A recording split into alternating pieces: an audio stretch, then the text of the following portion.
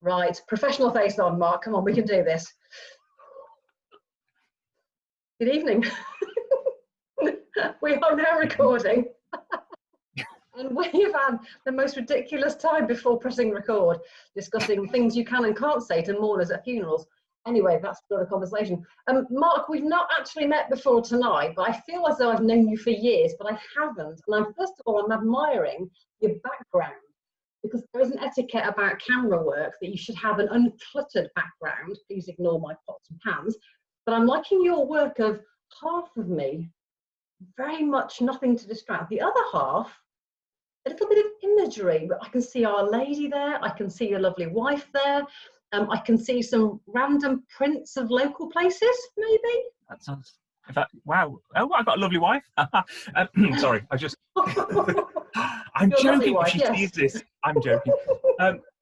Yeah, well, I thought if I had something behind me, if you need to switch off and get a little bit bored, you've got something to focus on. And Our Lady is the perfect, obviously. And then, you know, if you're not into, then there's a smorgasbord, anything for everyone. A smorgasbord. So if I glaze over, I am taken with Our Lady and not bored by our interview. You know, I'm not going to be bored by our interview. I know that for a fact. Mark, tell us about kind of who you are, what you were doing before COVID came along and changed everything. So your role and your household life. Who have you got there with you? Okay, so my name is Mark Turner, obviously. I am in Chester Diocese. I am an NSM or self-supporting minister, or whatever title your diocese decides to use. And I'm also a school chaplain and a teacher. So I work as a 0.7 teacher, and I work in a school as a chaplain from 18 months to 18 years. And my school is sort of a 20-minute drive that way, where my office is, and I want it back. And all my life seems to be over there, but I can't get to it. So that's me. I'm also, I serve an altar. I serve St Mary's in Eastham as their NSM priest, or SSM priest, whatever you want to say. And at home, there's me and these other two people who I live with. One of those is my wife, my apparently lovely wife, and my adorable son James, who surprisingly no one has killed anyone in the last 3 months, and I think that we should all get a badge for that. I think there should be a badge for anyone who is doing homeschooling and has children at home. How old is James? Currently 12. If he makes it to 13, we'll see. How long has he got to hit 13? Oh, he's got a year potentially, but I mean, you know, we'll see. So that's us. How long's he got? Yes, it's not. I don't have a prophetic gift. You're okay. I have a 9-year-old who is 10 in a fortnight, and will make it, but occasionally there's some snipery going on. So it's like, but he's adorable. If you're watching, Sam, I love you. So everything was going on nicely. You were doing your role. Home life was there. Everything was predictable, and work and school and family life. And then COVID crept along. Sort of February time, it crept along, and everyone went, "Oh, that's interesting for the Italians and the Chinese." Yeah. And then in March, it kind of went, "Hello, I'm here as well." And Boris Johnson managed whatever came next. So for most of the country, the word lockdown was on our lips, and we all knew what that meant. Don't touch anything, don't go out anywhere, stay indoors. But then the famous word shielding came along, and 2.2 million people at some point over the next 2 years ended up with the famous letter that said, "You're a shielder, you must stay indoors, and it's dangerous out there, and you know, you'll live if you stay indoors, and you'll die if you go out." So you have the famous shielding letter in your household. So who triggered that? And what has it meant for you as a household and for your ministry? Ooh, thank you. So it was me. Ta-da! I did it all by myself. Well done. Yes, thank you. So the week before, I was at service, and our congregation is senior in years. And I remember saying to them, "Oh, welcome to the We'll Carry On Regardless group. We'll just keep on going. We'll be fine." And then, yeah, exactly, famous last words. And so, because we kind of had that World War II spirit of, you know, we're British, fine. Anyway, then, well, I didn't actually get a letter. I got a phone call and then a text, which I thought was quite lovely. But I wanted a letter so that I was like everybody else, but they didn't. Frame it. Ta-da. Exactly. But I got the lovely text, and I have the phone call from the doctor who was very kind as well. So then at that point, it was all bets off. And then I had to sort of stop going to school. And later on that week, they pulled everyone out of school anyway, so it was fine. And my son goes to the same school that I'm a teacher and chaplain in. Mm-hmm. So we just grabbed anything that we could from the office that looked slightly useful for the next whatever, threw it in a bag. Yeah. Well, I didn't think it'd be that long. My office plants are going to be dead. Poor things. I know. So anyway, so we grabbed, and now, yeah, we're here, and we've been here since 23rd of March, or whatever it is, the 22nd of March. I can't even remember now. My text says I'm staying here till the 30th of June. Well, although it's changed, hasn't it, in the last day or so? Maybe. Did you have the conversation in your house that we had in ours, which was, so in our house it's my husband who triggered the shielding letter, and our conversation went along the lines of, well, son and I could keep coming and going, but he would have to therefore self-isolate or shield, you know, in one room and only use a bathroom, and we'd have to take to the kitchen. Not happening, I don't cook. And so we sort of sat down and explained to our son what it meant to shield and what it meant to have us going out but daddy not to. And we had a very honest conversation which said, well, actually, we're all going to shield as a household, and therefore what that meant. Did you go through that similar process of how's it going to work? Yeah, it's been a bit of a painful process, actually, because my wife, she works in as a manager for Wirral Autistic Society. Sorry, Autism Together it's called now. And she sort of manages, so she can work from home, but to supplement our income, she chooses to do a couple of shifts in the evening just to in the main, we decided as a family, long story short, that we would all just put up the drawbridge and stay at home. And we did that for quite a while, quite well, and we had various people helping us, which was helpful, and in some respects not, but you know, because you then get comments like such and such is, you know, sort of 65 and they're going to get your shopping, why don't you go out, you know, those kind of comments. So there's, anyway, so we had that for a while, and now my wife goes back to work. She does 2 evenings a week. When she comes home, unfortunately, and I'm not sure whether I should say this publicly, but I'm going to anyway, because I'll be sleeping on the sofa anyway, so it doesn't matter. So she takes everything off outside and leaves it in a basket, and then that stays there, it's washed. She comes in, has a full shower. So we try what we've had to do it best as we can, because we just couldn't have survived otherwise financially. It's mitigating risk, isn't it? It's saying this is what we have to do, and in order for it to happen, therefore we'll go through the process of the full wash down, the full de-strip, you know, the full de-rig, the whole lot, and it's to make it, to reduce risk. Yeah. And it's not ideal, but it was either that or she sleeps in the tent. Now that sounds like a good idea initially, but the grief that would have come, that's years worth of grief. It's not worth it. It's just not. So, tents. Who likes tents apart from people who go to New Wine?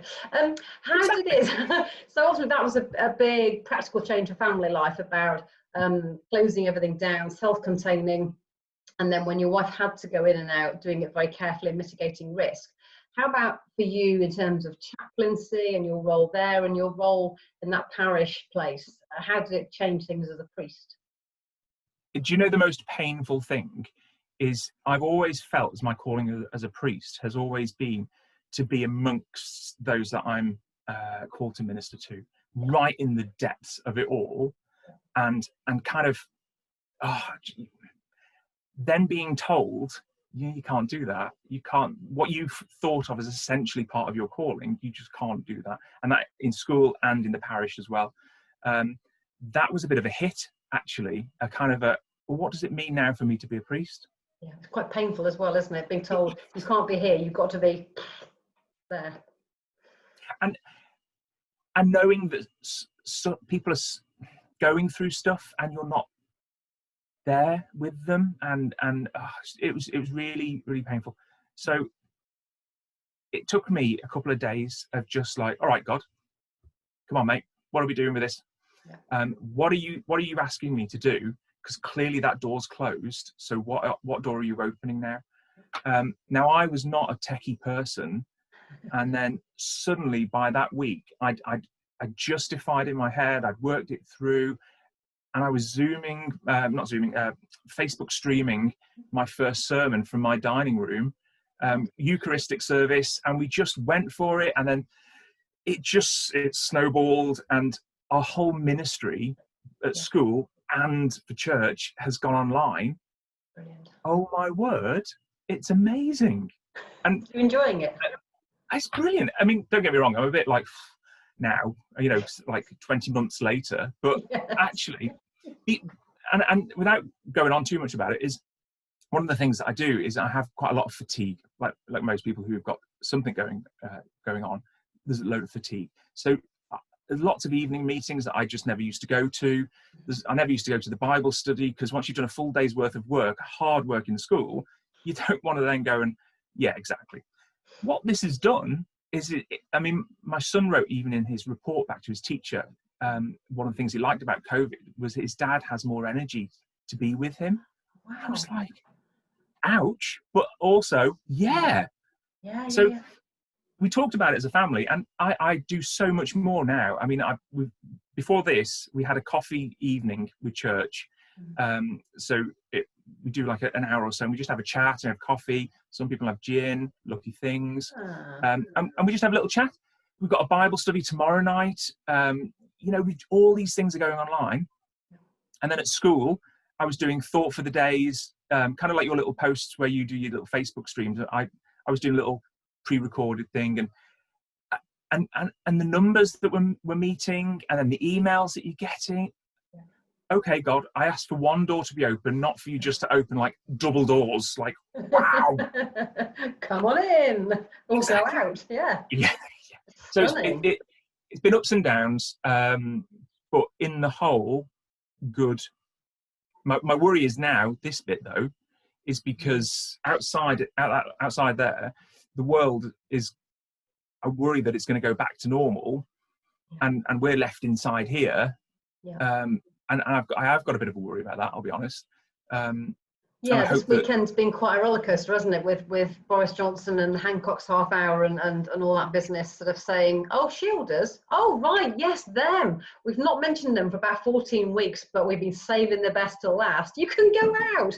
I mean, don't, obviously, but you can go out, although COVID's still out there, but you can go out, and we're not going to support you after the 1st of August because we can't afford the food boxes, but you can go out and shop, but don't, because it's really dangerous. And that kind of massive roller coaster of, we've been not mentioned for 14 weeks, and suddenly there's this kind of like fling ourselves into the ether, but be really careful because COVID is still deadly. And a lot of shielders are saying to me they feel quite more frightened now than they did before. I don't know how you feel about that. I am actually. It's the expectations that other people are having of you as well. Obviously, last week it was, right, you can now open the church up for private prayer. Well, that puts an implication on. Today it was public worship for up to 30, weddings and funerals, that's come out today. So there's all these little extra kind of like, but some of the or our NSM or our whoever, well, they're just sat at home. They're still they're having a holiday. No, actually. Having a holiday, I wouldn't like that. I'm working harder now and longer hours. Okay, I'm managing it quite well because I'm not so fatigued, and I'm taking less tablets, which is another bonus. Some of my stuff have come off, which has been great. Nice. But I just worry that basically we've been left, and left not just by society, the government, but there's an element of, where's the church reaching out to us as well? I mean, we are obviously we are the church, and as in the bigger priesthood of believers, and we're reaching out to each other. But where's, officially, where's the support and the narrative and the do they if know? any bishops are watching, it's a good question. Yes. Do you know who your shielders are, Mr. Bishop or Mrs. Bishop? It'd be nice to have a list, wouldn't it? But I'm sure somebody somewhere knows. I'm sure each bishop, if they're on the ball, has a list of clergy they know are shielding. But it'd be nice to have that sense of connection and being noticed. Sorry, you said I've been something naughty. about, that's all right. It's good, and that's probably a whole other conversation to be had with people in purple, or black. You prefer black. How about, you mentioned the fact that God, you said to God this, and it felt a bit bleak, and then God opened doors, and so putting God back in the mix. Where has God been? What's God been up to? Near or far? Obvious or more hidden? Where's God been in your kind of COVID shielding journey? I think like all good relationships, there's moments where we've been a bit grumpy with each other, moments when only one of us is talking to the other, quite a few of those, and it's usually me that's doing the not talking. I'm such a bad, anyway, it doesn't matter. And then, but equally though, there's been loads of God moments, and you're reaching out to people, and you get an email saying, oh, would you just pray for such and such? Oh, I just need you to, and those little small little God moments are actually becoming more frequent and more kind of, I'm loving those because I'm getting them from people who I know don't go to church. Now I know that I've got people in America watching my live stream, and they're listening to my sermons, and I know that I've got people. I know there's people. No, as in, sorry, I should say, I know them. That's why I know that they're watching it. So it's not just like the whole of America's tuning in to see me. No. And then there's people I know up and down the country who normally don't go to church again because they're emailing me, or they're friends of friends, or my auntie and my mum, and it's just, there's loads of things like that. And on a personal note, my prayer life is, I mean, I've always been heavy on the old prayer because I don't think I could get through most of it without it, to be perfectly honest. And I love a good moan, and God's a great listener. So it's a good job, isn't it? We work really well together.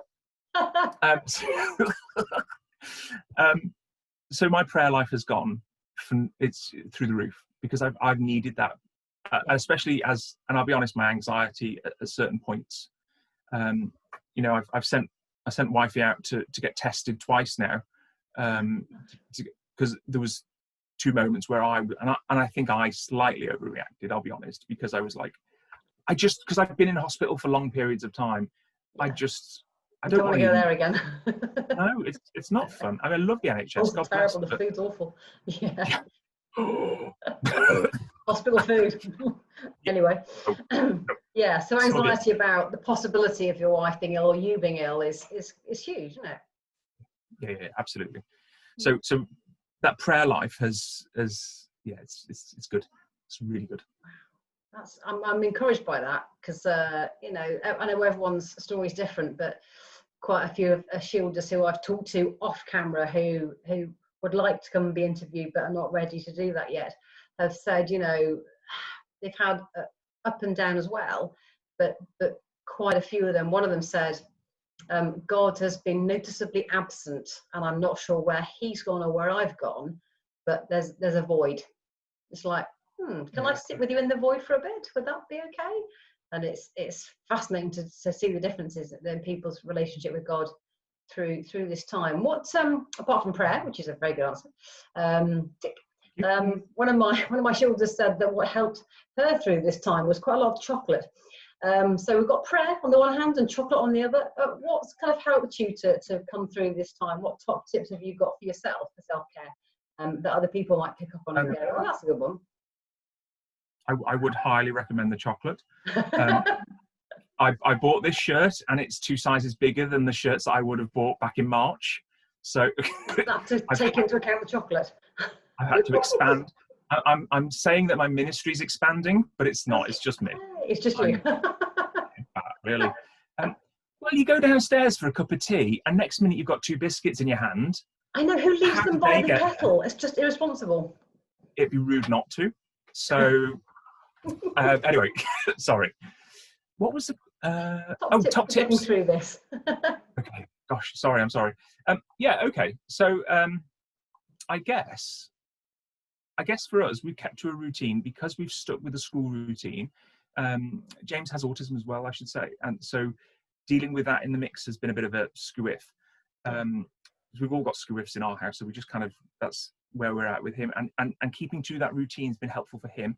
And me as a teacher, I like routine as well. So getting up, keeping those, because otherwise you just get this fuzz, this kind of like, we did a day where we just didn't do anything, and we just, it's almost like a haze. Yeah, it's like, yeah. What day is it? What year is it? Although I have that anyway. What year is this? How long have we been in lockdown?